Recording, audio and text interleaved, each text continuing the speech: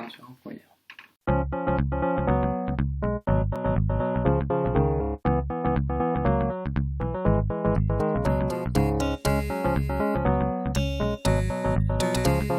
Salut Lumière, dites-moi, est-ce que vous connaissez Nemo? Évidemment que vous connaissez Nemo, cette œuvre phare de Pixar qui vous a illuminé votre jeunesse. Ce film avait reçu énormément de bonnes critiques à sa sortie, et c'est pour ça que quand tu fais un film qui a beaucoup de bonnes critiques, t'es obligé de faire une suite évidemment. Mais, est-ce qu'il y avait quelque chose d'intéressant à faire avec Nemo encore une fois? Une nouvelle aventure de Nemo quand il sera ado?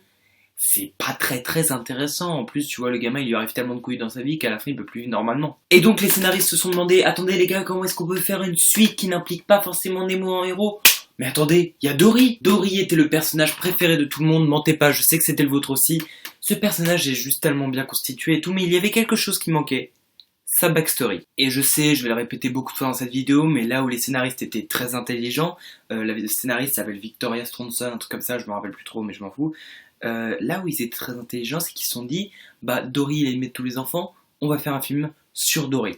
Et de là est né Dory. Le film dont nous allons parler aujourd'hui, Le Monde de Dory, évidemment, Finding Dory dans son œuvre originale, parce que moi je l'ai vu en VO, donc il me semble que c'est Le Monde de Dory, je suis sûr que c'est Le Monde de Dory.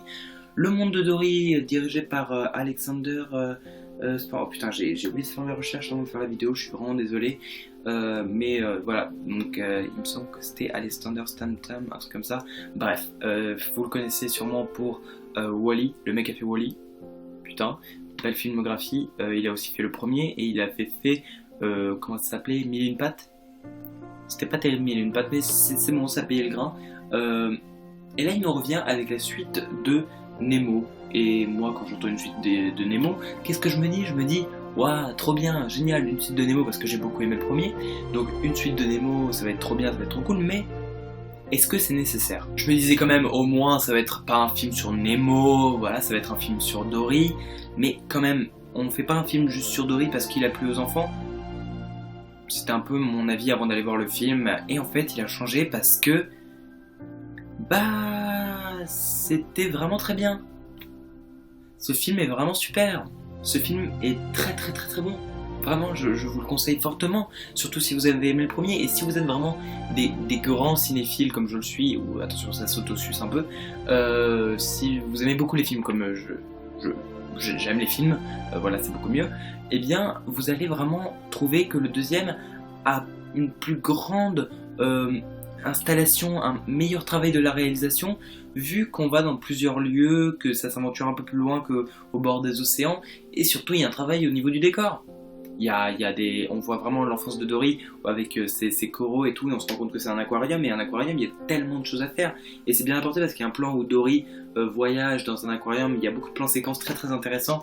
Dory voyage dans l'aquarium et elle est entourée de plein de poissons de pleines couleurs. Il reprend aussi le concept des coraux de couleurs qui sont un peu partout éparpillés. Là où on s'est vraiment amélioré par rapport au premier, c'est que la réalisation est beaucoup mieux. Même si, parce que oui, il y a une réalisation même pour un film d'animation évidemment, c'est beaucoup mieux. Je sais pas si je préfère le 1 au 2 parce que ouais, je sais pas trop, mais le 2 est quand même très bien. Si je pouvais rechercher là tout de suite, je pourrais vous dire que j'ai autant aimé le 2 que le 1. Oui, bravo. Et pour répondre à votre question, non, le film n'est pas là pour dire regardez, c'est Dory, on va la filmer, faire la conne pendant 2 heures, voilà. Non, le film c'est sa backstory, c'est où sont ses parents, et ce personnage qui était un peu clownesque comme on l'aimait, poisson clown, putain, jeu de mots, génial. Ce personnage un peu clownesque, bah on se rend compte qu'il a un cœur, même s'il a aucune mémoire, si ce personnage n'a aucune mémoire, bah Dory a un cœur. Et qu'elle a eu des parents qu'elle a oubliés, c'est pour ça qu'on n'en parle pas dans le premier, mais du coup elle commence à s'en rappeler, et c'est super bien joué le fait qu'on se dise, oui, Dory n'a pas de mémoire, mais qu'en fait, si, parce qu'au final elle se rappelle de ses parents, et c'est très fort comme message. Mais je vous ai dit, le film est vraiment très bien, je vous ai pas dit le film est parfait, parce qu'il y a quand même quelques petits défauts qui font que le film n'est pas parfait. J'aimerais d'abord commencer par les personnages. Alors ça c'est un point très positif, mais je vais venir au point négatif des personnages. Alors déjà, on a des très bons personnages. Hank, la pieuvre. C'était une pieuvre, un poulpe. C'était, il me semble, une pieuvre. Oui, c'était Octopus. Octopus, c'est une pieuvre. C'est une pieuvre. Bon, on va dire une pieuvre. Bon, vous voyez de qui je veux parler. La pieuvre qui se métamorphose, mais qui à la base est rouge. Voilà, je pense que vous avez compris de qui je veux parler. j'ai beaucoup aimé ce personnage, il est très drôle, il apporte de l'aide à Dory. Vous allez voir que c'est très important ce que je dis là par rapport à l'aide. Il apporte de l'aide à Dory, parce qu'en fait, si on veut mener la ligne constructrice, tous les personnages qu'on voit dans ce film sont là pour aider Dory. La baleine et son copain, la baleine destinée, il me semble qu'elle s'appelle...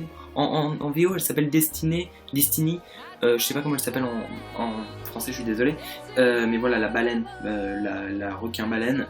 C'est marrant, un requin-baleine qui est en fait super sympa et tout, c'est marrant. En plus, qu'il y a des problèmes de vue, c'est marrant. Parce qu'à la base, les requins-baleines ont des problèmes de vue. Très très très forts.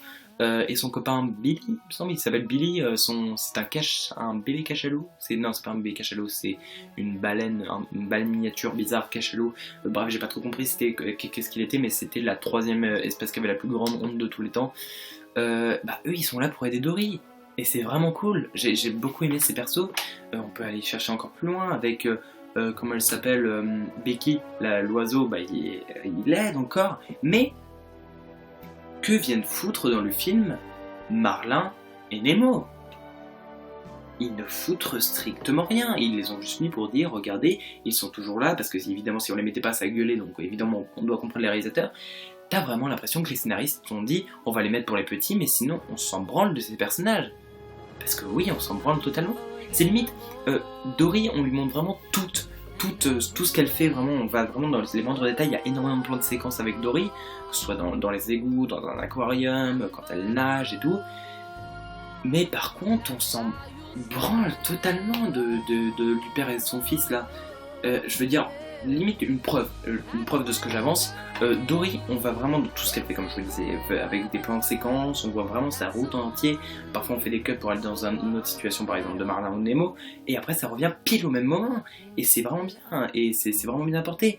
Tandis que Marlin et Nemo, on n'a pas envie de raconter leur histoire. Donc évidemment, on fait des raccourcis. Pour vous donner un exemple, quand Marlin et Nemo sont dans une espèce de rivière et tout, avec une huître qui parle avec une perle, je sais pas comment on appelle ça, une huître, il me semble, je suis pas sûr.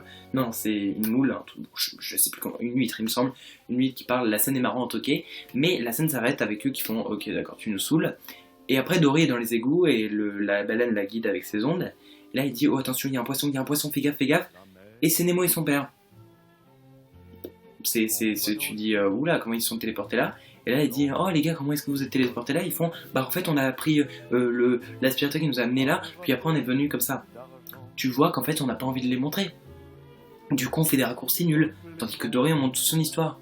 C'est pour vous dire que Marlin et Nemo ne sont juste là pour dire, regardez, on est là, regardez, on est bien là les enfants, vous nous voyez, c'est nous, c'est Marlin et Nemo, vous nous avez pas oubliés, vous nous voyez.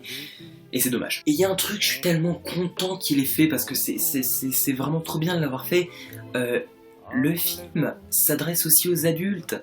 Parce que le premier s'adressait vraiment aux enfants en mode les enfants, ça c'est un message pour votre avenir, pensez à vos rêves et tout. Et là il y a un message pour les adultes, il y a beaucoup de messages pour les adultes et ça se prouve par des allusions. Par exemple, l'allusion, je pense qu'on a tous vu, l'allusion à Sigourney Weaver. Alors en VO c'est Sigourney Weaver, je pense que vous savez de quoi je veux parler, le Hello, I'm Sigourney Weaver et tout. Je crois que vous avez compris de quoi je parlais, mais je sais pas si en français ils vont dire genre bonjour je suis Mathilde Seigné ou bonjour je suis Charlotte Lebon, mais s'ils mettaient bonjour je suis Sigourney Weaver, ce serait cool parce que si tu mets une actrice française, ça sert à quoi? Vous êtes à Cleveland les gars? Non, ils sont pas à Cleveland, ils sont en Californie, il me semble, oui, ils sont en Californie. Il dit, ça aurait été assez incohérent d'avoir mis Charlotte Lebon ou Mathilde Seigné dans la place et tout, donc ça aurait été bizarre, mais Sigourney Weaver c'est très marrant. Là, si on m'a fait, oui, tu t'entends hello et tu dis, oula, c'est quoi ça? Et I'm Sigourney Weaver. Là, tu dis, quoi? Et tu te rends compte qu'elle est en aquarium et c'est vraiment très bien apporté parce qu'il y a vraiment des trucs pour les adultes, comme par exemple des allusions à des chansons quand Marlin dit à Nemo Hold on to me, don't let me go. C'est les premières paroles de la chanson Freedom de Pharrell Williams que je vous ai d'ailleurs passé pour ces deux petits souvenirs. Donc voilà, il y a de très grandes allusions pour les adultes et surtout c'est pas seulement un message pour les enfants. Là c'est vraiment un message pour les enfants et pour les adultes qui parle de nos origines, de ce qu'on est à la base, que si on se connaît pas, on a des repères qu'on peut...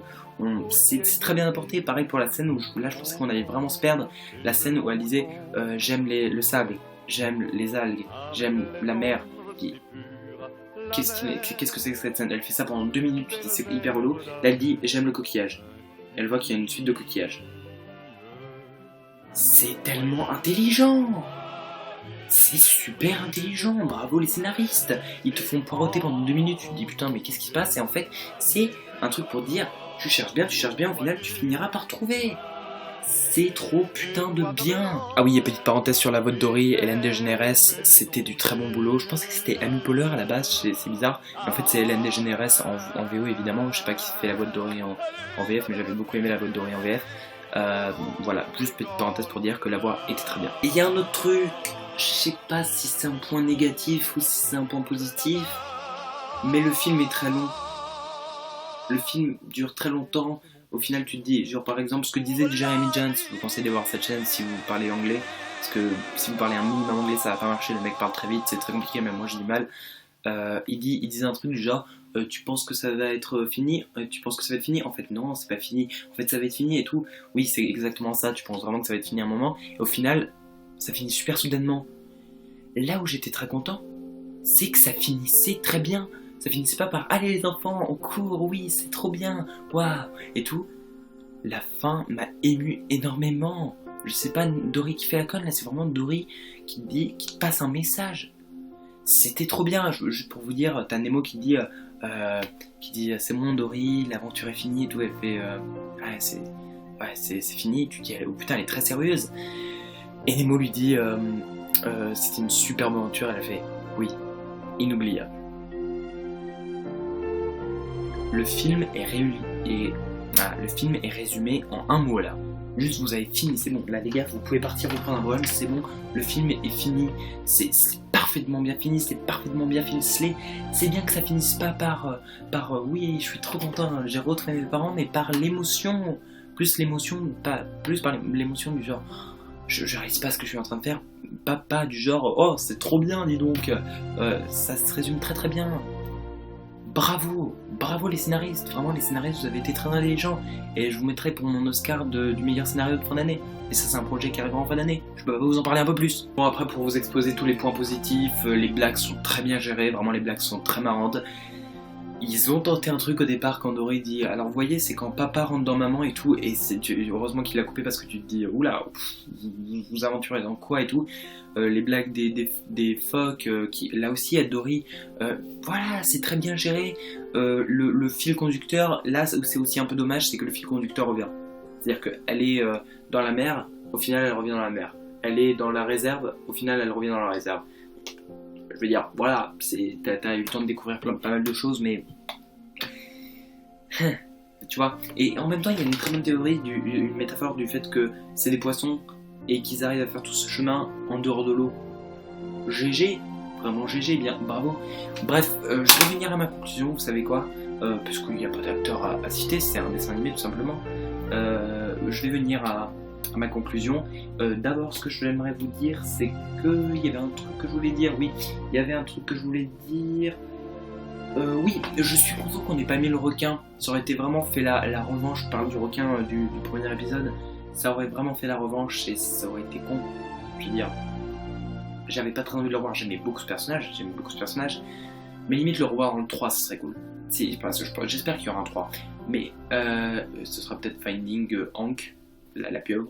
Si vous voulez, la pieuvre c'était vraiment la mascotte du film parce que si tu veux, sa figurine Funko est sortie avant et c'est la seule qui est sortie. Bravo. Mais j'aimerais bien revoir les requins dans le 3, le gang des requins. Voilà, je vais venir à ma conclusion. Et donc voilà, le monde de Dory, c'est clairement mieux réalisé que le premier. Si vous êtes cinéphile, vous allez le trouver pareil que moi. Je vous le conseille énormément. Comme disait encore Jeremy Jahns une deuxième fois, 99% des gens vont l'aimer.